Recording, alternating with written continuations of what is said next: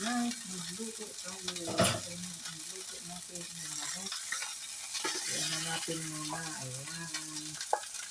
And then, tatanggalin ko yan, guys. And then, ayan natin yung sibuyas.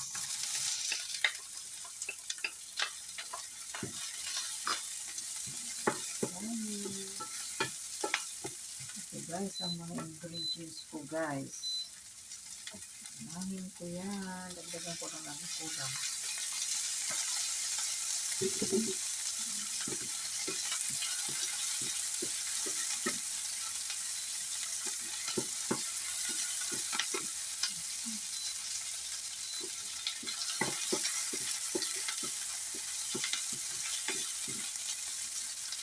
Yes, tumalon siya, tumalon.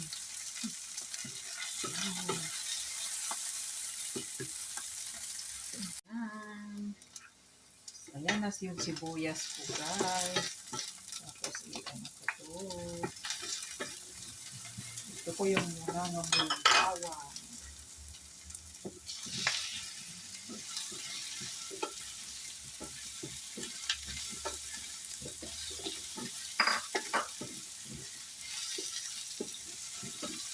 Ayan, pagkatapos yan, anuhan muna natin ng chicken stock.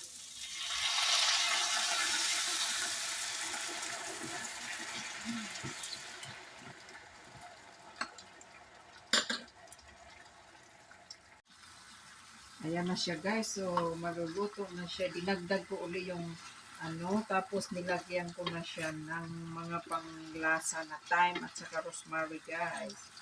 At ngayon, ilalagay ko na itong kale. Ayan, no? Kalabasa. Ayan. Kalabasa at saka celery na may manok. Ayan, guys. Oh. Kale. Yan ang cake, guys. Ayan na siya. Kasi, hindi naman kailangan ng, talaga, ng sauce. Ganyan siya. Kasi ang kale, kahit mo lang yan, nakakain ng hilaw at saka yung celery. Kaya, hindi na kailangan na lutong-luto siya. Ihalo mo na lang, paghaluin mo na lang kahit basta luto na yung kalabasa at saka yung manok. Oh my goodness, oh my gulay. Yan siya, guys. Yummy, yummy, yummy. Ayan, one dish na yan. Dalawang kainan niya to. Hindi naman ako ang kakain nito kasi may kalabasa. Thank you guys sa pag-watch ng aking mga video. Wow, ang ganda ng kulay, guys. Oh. Diba? Green, yellow. Ayan.